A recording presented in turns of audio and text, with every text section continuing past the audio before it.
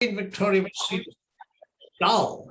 Queen Victoria was seen as somebody, a rather dumpy figure, quite frankly, in black, somebody who was amused when it came to having fun in any way. This is altered, and also very substantially. It wasn't a different view of imperialism in any sense. What has been fascinating is the way Queen Victoria has been portrayed in a series of documentaries, a series of docudramas, and films that have taken, well, lots of liberties with history, but then this, her love affair with Prince Albert was one of the great royal love affairs. And interesting too, Judi Dench, if you ever get the chance to see this, Mrs. Brown, which many of you will have seen, and Victoria and Abdul, Judi Dench brings such empathy to the role of the Queen, who when young was highly sexed, loved parties, and indeed was very, very different. So people's perceptions have changed, just as years ago, if you asked someone what they thought of George III, they probably think, well, they remembered he was ill and lost America, the American colonies. Well, after Alan Bennett's superb play, The Madness of King George, he's taken on, Nigel Hawthorne's portrayal on stage and screen was so superb that it had taken on a new depth and far, far more interesting and far, far more favorable. But on the other hand, if you take one of the characters in The Crown, we're really returning to him, Edward VIII, he was the king who famously gave up his throne so he could marry a divorced American, Mrs. Simpson, but was portrayed or considered rather favorably for many, many years after his abdication. It was especially because of a television series with Mrs. Simpson in 1975 with Edward Fox that things changed. She's now regarded as selfish and self-centered and very, very likely a treasonable character. But the facts of the matter, unquestionably, when it comes to the way that royals are portrayed, is that it does matter. It leaves an impression. And one of the things that The Crown, which covers such a large slice of history, does do is, especially to young viewers, it leaves an impression. Now, how many viewers are there? Well, Netflix never released any figures at all. It's very interesting that for the first 3 series of The Crown, they released 73 million. And if you consider now that there will be a potential 6, and also the way that those will have been seen and re-seen in some cases, it was, in fact, since in the 3rd and 4th, that there has been a movement in Britain that has been quite strong, led by a noted historian, Hugo Vickers, who has 2 books on the subject, which you might, with interest, if you'd like further reading, attempt to obtain. It takes far, far too many liberties with fact. And I have to confess that if you look at the way the Queen is portrayed, it's fascinating to see, and it also illustrates my, I can only call it Faustian pact with the series, because for the first roughly 20 episodes, the first 2 series, I was, on the whole, an admirer. For the next, I have to say that I was somewhat horrified.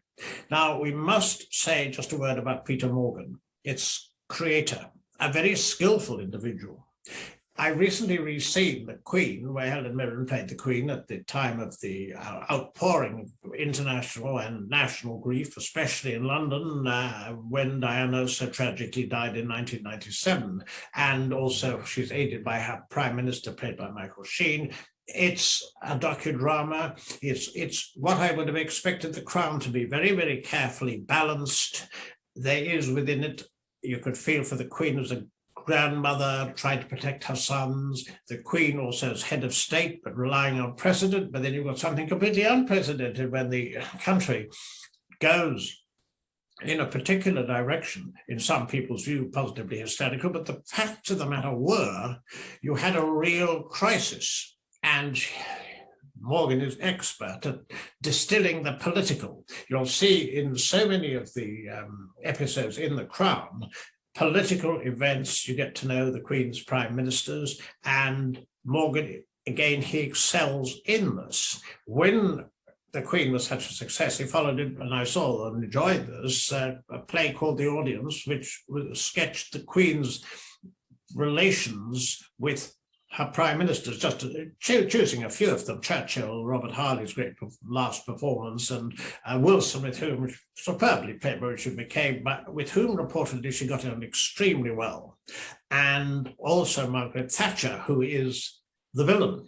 I would make one point: whatever your view about Margaret Thatcher, there's always a mistake when you have a stage villain, and this is the same. My comment would go to Gillian Anderson's portrayal of her in The Crown, is that the person must be real. They must be a realistic individual with all their faults.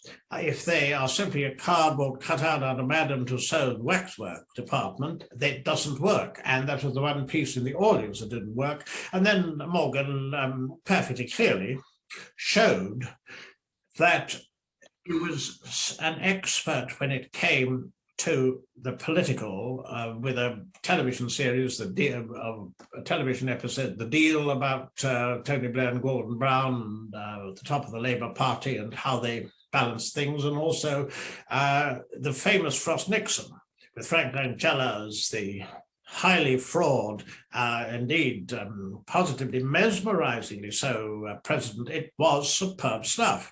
So when he was challenged with The Crown, how to portray the Queen, that is where we get a fascinating contrast. I ought to add that with Claire Foy originally playing the Queen, and Olivia Colman subsequently for the next two series, we have Imelda Staunton for the coming series, and whereas it may be possible to imagine her as somewhat malign, we have to wait until we actually see before we comment. But Claire Foy played the Queen who at 25 becomes Queen far earlier than she would have imagined possible or wished, owing to the tragic deaths from overwork, strain during the war, and heavy smoking of her father, George VI, superbly played by Jared Harris, who once was Henry VIII in The Other Bolingo, which was absolutely riveting, a very, very good choice. He plays as George, and the first scene of The Crown gives everyone, I think, a bit of a shock. We see the king coughing up blood, and this subsequently leads to his death. The facts of the matter are, however, that he and his family, Queen Elizabeth and also the princesses Elizabeth and Margaret, were known as Us Four. They were seen as a tremendously strong family, the ideal family where the monarchy in fact personified one, and also very, very significantly that the princesses were never to let each other down. According to The Crown, when Queen, she does let her sister down when she falls in love with Group Captain Peter Townsend in the 1950s. And it is implied, and this is highly controversial historically, by the way, that she has to give him up or she'd lose her titles and her money and so forth from the state. In reality, historians challenge this. But even so, we see Claire Foy ascend when young. And it's a very good portrayal of the Queen. This is thoroughly believable. The Queen has several characteristics. One of them, she's very shy, or was at that time. Another, always cautious. Thirdly, extremely conservative. Incidentally, we're seeing pictures here. It's rather an interesting image of the Queen dancing with the president of Ghana. I think it is Kwame Nkrumah. I think it's the early 1960s, and it's been the subject of one of the episodes of The Crown where the Queen goes to Ghana to upstage the Kennedys. This is one of the, shall we say, dramatic liberties are taken, but then you would expect that, but it is extremely entertaining. And what we see with Claire Foy, she'd got a certain beauty. Many of you will remember the famous Antigone portrait of the Queen in 1953. Now, this showed the Queen in garter robes and also very much at the dawning, you could say, of a new Elizabethan age. Commentators talked about that when the Queen came and ascended the throne. this was very much the Queen that Claire Foy personifies. Remember, she's got the grand old man, Winston Churchill, still clinging on as Prime Minister. And it is Claire Foy's portrayal, the fact it's realistic, the excellence of it. No one is expecting all these episodes to be exactly what happened. You couldn't possibly have that in a drama, and I mean, a docudrama or drama of this sort is always going to take liberties with history. But as the talk develops, I will go into the liberties in more detail, but I just want to focus on the way the Queen changes. When, after 20 episodes, we get the older Queen, we have Olivia Colman.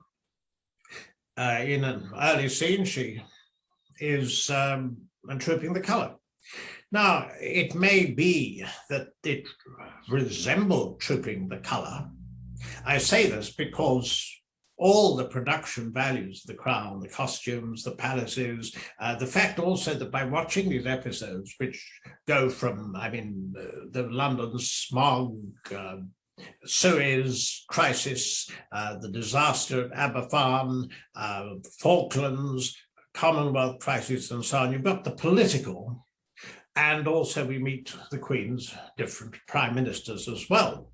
But what you have with Olivia Colman at the trooping, the Queen has what is called a Miss Piggy face sometimes. I have to say that Olivia Colman, if that is a good description, and I don't think it really is, but she can look a bit grim. Olivia Colman looks grim the whole time. Indeed, you'd believe that there's a coldness to the Queen, to her portrayal. I met the Queen on several occasions. She is certainly not cold, but she has, and I think you all agree with this, got dignity.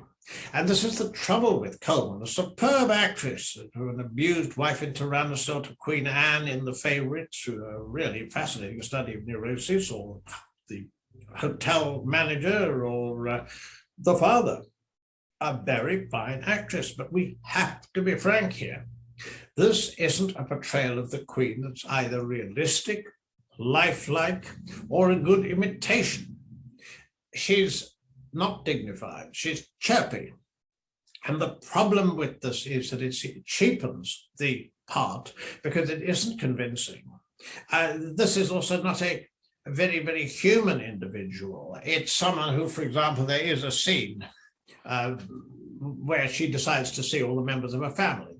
And she's so distant and removed from them, she asks for briefing notes from an aide. You wouldn't find the Queen doing anything so ridiculous. Colman is therefore the wrong choice. She's trying to be what she's not, and it doesn't work. But it works so far as Morgan's intentions are concerned, because they've altered from the first two series to series 3 and 4. If we look at other characters, the Duke of Edinburgh, for example, now he's played by Matt Smith firstly, and then Tobias Menzies.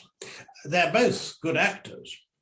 One of the characteristics of this role is it's not particularly well written, but also it's perfectly true. He wants to kick over the Traceys. It's the last thing he wants to do. There's been a tragedy with the King's death. His naval career has been cut short, and what's more, he is not given a defined role in any respect. In fact, he's someone who can't even give his name to his children and so on. And there was a lot of that. There was a great deal of discontent, obviously. And this is fact. But the fact that the Duke was the Queen's strength and stay, the fact that the Duke always, and this was very much the case, always was, he had two purposes, really: to support the Queen, to support the institution of monarchy, and do a tremendous amount of charitable work, such as his award scheme. He was a person who had superhuman energy. Now, if you watch the characters in The Crown portray him, they're almost always discontented with his lot.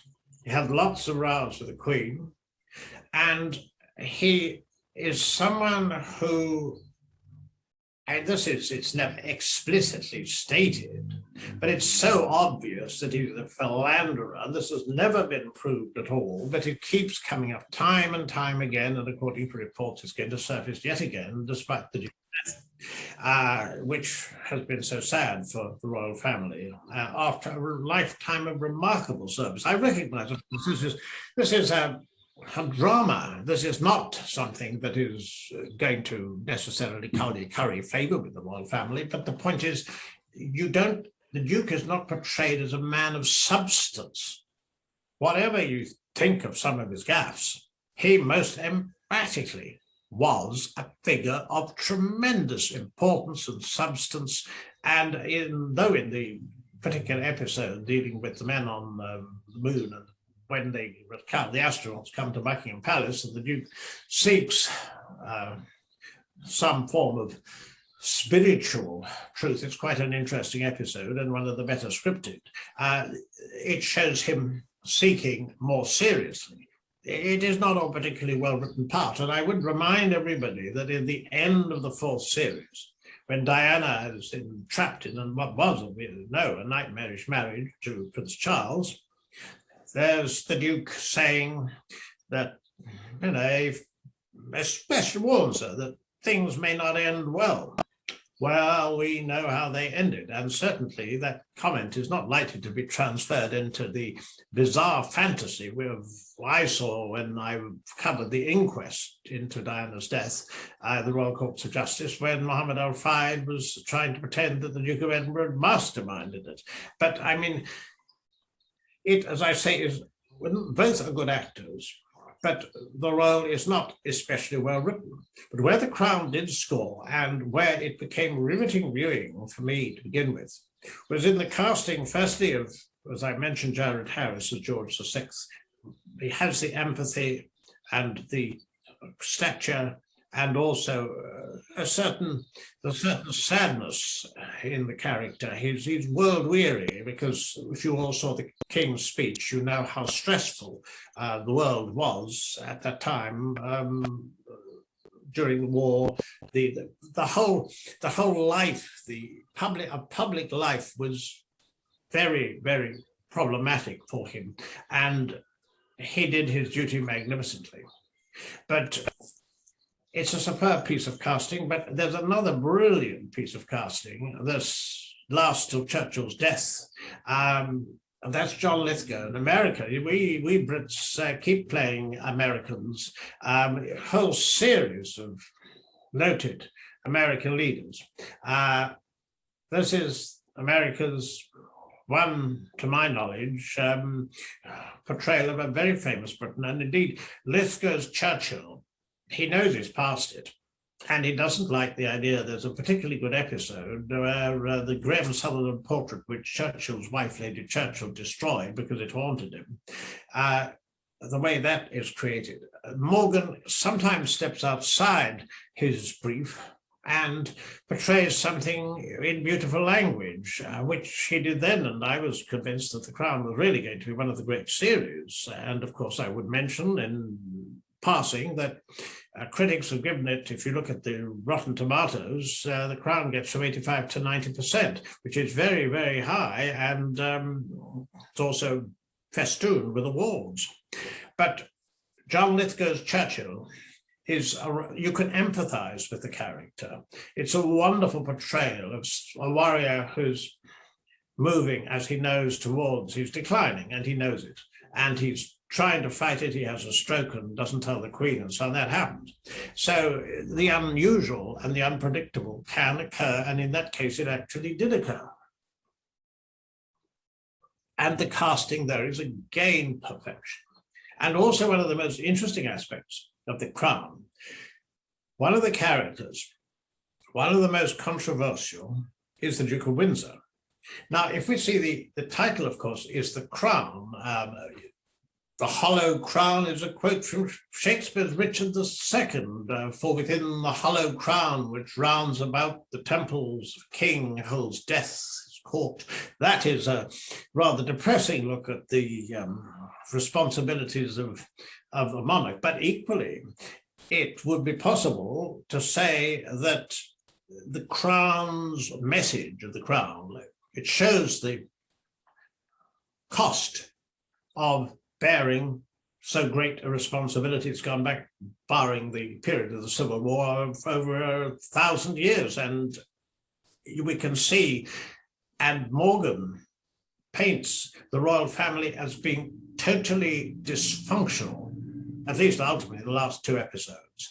And the reason is the mystique they have to attempt to continue, the focus of the world's attention. One of them is the British monarchy, and there is a cost. And that cost is not only borne by George VI, who dies prematurely, but is borne also by, as we can see, all of those around the Queen, and a tremendous amount of attention. Well, firstly, I come to the Duke of Windsor. Initially, he's someone who's broken free, and Morgan appears to sympathize with that and gives him some very good lines.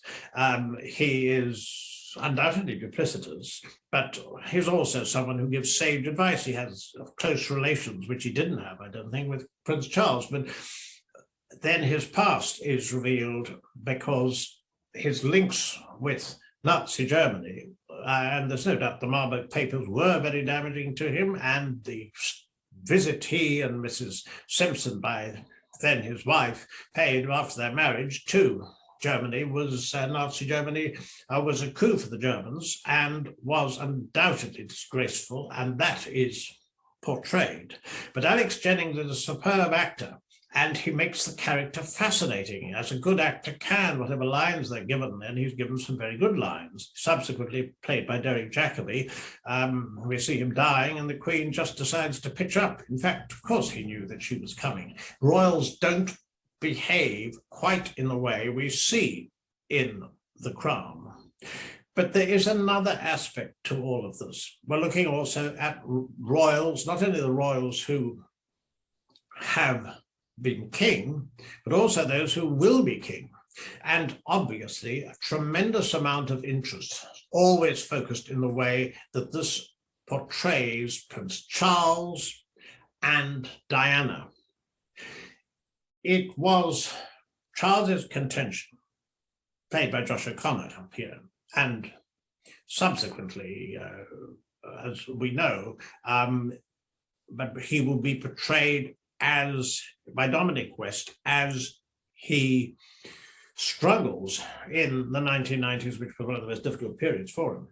But he is one of these characters who is not given a great deal of depth. I mentioned that King George, Claire Foy as the Queen, John Lithgow as Churchill, Alex Jennings as the Duke of Windsor. And when you have a series of actors like that, as beautifully cast as that, you're going to have a first-class series, or at least some of it's going to be, and it's going to be fascinating, and it's going to draw you in with fine production values and also the political life of Britain going on around and in the wider world to some extent, and with space for a certain amount of humour. The clip you saw with the Queen dancing Kwame Nkrumah, it's a very amusing episode with the Kennedys, who didn't get on with the Queen, and apparently, we know that through Gore Vidal, the writer, but the Queen has gone up, and the whole idea is that the Americans cough up for the Walton Dam project and prevent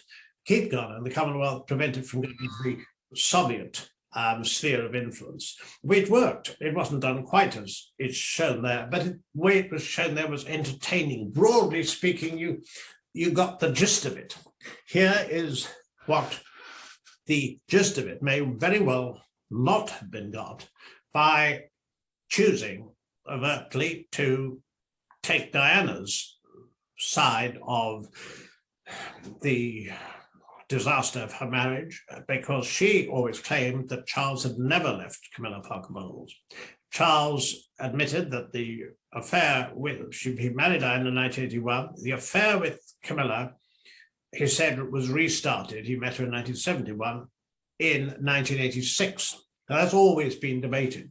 I don't frankly think that it's a great surprise that the Crown takes Diana's view. Most people do. In fact, Charles was tremendously unpopular at that time in the 1990s. And there's absolutely no doubt that Emma Corrin, who plays Diana as somewhat of an ingenue, but also someone, it's quite interesting and rather cleverly done, who definitely intends to get her prince. The two clash, and various incidents that have become famous show that Charles hasn't given up Camilla, played very well by Emerald Fennell, who's a really, really rising star, not only as an actress, but I hope that all of you have seen Promising Young Woman, which did so well at the Oscars, and that was hers. A really, really marvelous talent there, and she's very good as Camilla. This is Camilla who's taking part in what essentially is it's a form of a plot to ensure that Diana is controlled, but you can't control a rising superstar, and that is what Diana becomes, of course. And we see someone who's deeply unhappy, and you see the bouts of bulimia, and we see also what is abundantly clear, that she has really powerful gifts that she can give, but within the royal family, she feels isolated. Now, there are a variety of reasons for backing one side or the other. The point is that Diana's very well cast. Emma Corrin's extremely good, but Josh O'Connor is so bad as Charles. Good actor, but the point is this is a character that is very, very insecure, selfish, keeps shouting, and a person, again, of no consequence. It's simply a device that doesn't work, because one of the things I mentioned George III and Madness of King George, well, one of the characters says, who plays the Prince of Wales, being Prince of Wales isn't a position, it's a predicament. And given no specific job, as the Duke of Edinburgh wasn't, he's created his own with his trust, with work for the environment and so on. And this is, again, a very, very substantial person, with flaws to be sure. But the facts are that he isn't significant enough. Whether this will change, we will have to see. Elizabeth Debicki will be playing Diana, and it was also interesting that there's a new film called Spencer, which has Kristen Stewart as Diana, and that by Pablo Larraín, noted director of Jackie. That will be interesting. But essentially, one of the problems with the Crown is certainly not only what it includes. There is a very, very, a rather horrible episode. The Queen had cousins, 5 actually, who suffered from developmental disabilities and were at that time placed in a home, and it would appear, according to the Crown, that the Queen Mother believes the reason this was done because it might be thought that after something like the abdication, that the royal family's bloodline was tainted, or words to that effect, which is complete, total and utter nonsense. The royal family had nothing to do with it. It was a very, very sad case. It makes up an episode in The Crown, again, adding to the whole idea of the royals being cold, callous, unkind, and ill-mannered. Regarding manners, when there's another episode in Balmoral, when Margaret Thatcher visits the royals with Dennis, her husband. Prime ministers from the Blairs to the Thatchers have not enjoyed their visits. They're often urban, and the Queen is a countrywoman who would have loved dogs and horses, and of course, is a great expert on the equine. But there's no question at all that this is a weekend in Balmoral, where the royals' holiday in the summer is one of the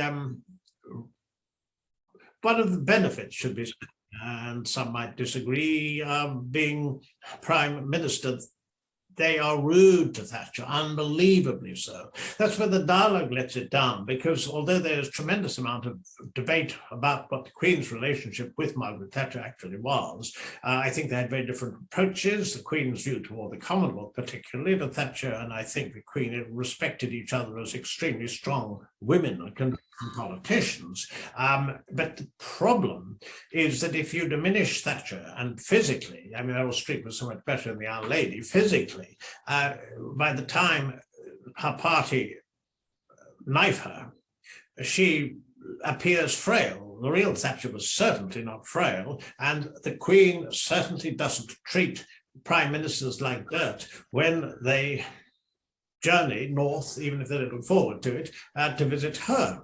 But it isn't just some of the strange things that the Crown includes. I would, just to give you an idea of accuracy, mention a 1936 episode. This was, in fact, in the first two series. Just to give you an idea of this was, in fact, I'm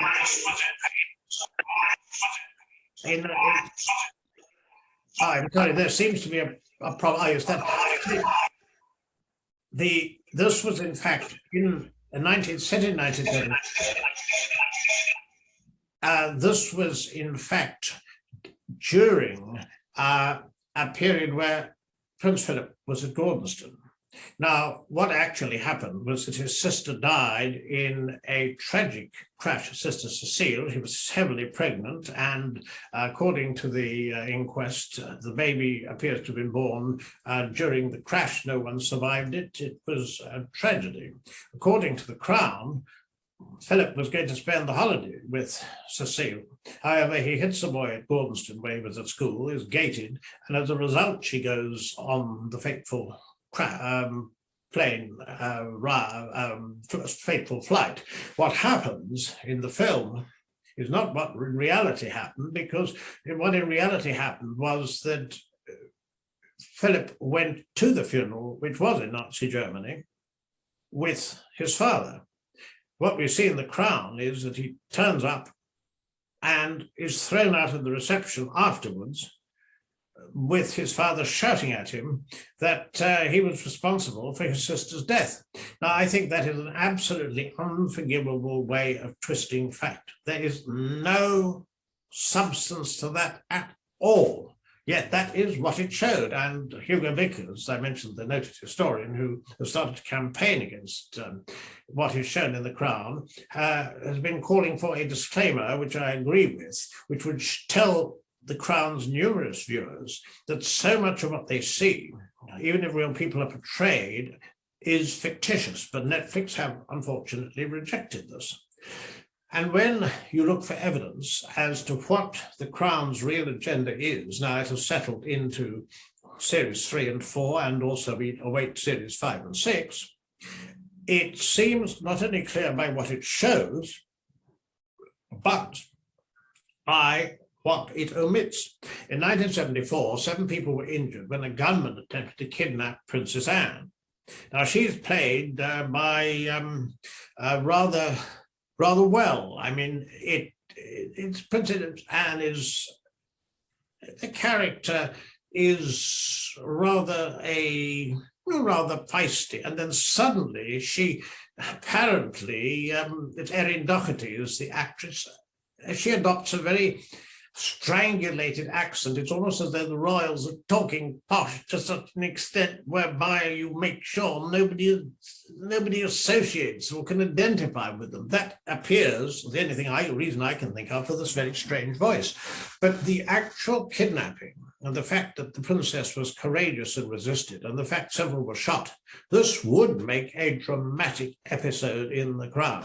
Just as Michael Fagan, who broke in the early 1980s, broke into the palace and the Queen was in danger, there's no doubt about it. Nonetheless, that makes up an entire episode. According to the Crown, he did it because of his horror, the way he'd been affected by Margaret Thatcher's policies. The real Michael Fagan says he said no such thing to the Queen, but there's no doubt he got into the Queen's bedroom, and this was a cause célèbre. That is an entire episode. You include that, which is absolutely fair. Why not include the attempted kidnapping of Princess Anne? Well, the answer is it shows the royal family too courageous a mode. There's also the occasion where shots were fired at the Queen trooping the colour in 1981. Now, that is indeed dramatic, but the Queen, horse reared somewhat, but she continued, and the assailant was obviously caught, but the way it was handled showed the remarkable presence of the Queen and the fact that, she couldn't be flung off course. She's head of state and she maintained it in a very, very difficult situation. Now, that is, again, entirely ignored. And the fact that those two very, very significant episodes have actually been ignored does in itself speak for what Peter Morgan's agenda has become. The royals are fascinating. There's absolutely no doubt that the characters who'll be playing them, Imelda Staunton, the Queen, Jonathan Price, Prince Philip, Leslie Manville, the Princess Margaret, and so forth. It's a fascinating roll call, but the mentality behind it, the intention to portray the truth, has very, very clearly in the last series 3 and 4 not been followed. And as far as I can see, the result that almost every scene shows the Queen and members of the royal family who speak in an odd way, behave in an odd way, can be utterly ruthless. We see at the time of the Commonwealth Conference, the various battles over South Africa's sanctions. Thatcher was on the one side and the Queen, officially neutral, clearly was concerned the Commonwealth might break up, but the fact are, private secretary leaks material, which he did, but it was material that it was more his views than the Queen. We see him sacrificed for leaking the Queen's views. So what you're seeing is, it was Harry and Meghan in the Oprah interview, which is so notorious or famous, depending on your point of view, were talking about a truth, and their truth, an emotional truth. Well, you've got plenty of that in The Crown, and you've got the production values to go with it, and you've got a portrayal of a variety of prime ministers, including, I have to say, a comic character, and Anthony Eden is really, really crazy, because every single time you see him, he sticks needles into him. He's American president, he's going to meet him, he's on a sofa comatose. When he sees NASA's rise to power, he's sticking needles in his arm while the projector breaks down. And when he's going to Buckingham Palace to see the Queen, I mean, you can't take a character like this very, very seriously. So I think that even when someone's as misguided as Eden, who was duplicitous in arranging a Suez with France and Israel, but as I say, it is a weird caricature. Churchill had the gravitas you expected. Macmillan was rather rat-like, I thought, especially considering it is true that his wife had an affair with a well-known politician, and though she didn't leave him, Macmillan was always in a curious situation. But Wilson, extremely good. It's Margaret Thatcher, who, of course, Gillian Anderson is the wife of Peter Morgan, but the facts of the matter are that it's far from sympathetic portrayal, but I'm not particularly an admirer of this actress. But with all of this, given the scope of it, given what it shows with production values, which I mentioned of £5 million per episode, given all of that, what is so significant is that it has made the impression internationally that it has, and having made that impression, it has got an audience dying to see what is coming. I would end with one message. Enjoy by all means, but do view skeptically and don't believe everything you see. It should have a disclaimer. They won't put one, but it is a fascinating exercise. but it is an exercise that I believe is driven by very, very destructive forces, but it is nonetheless, as everything is about the British royal family, riveting.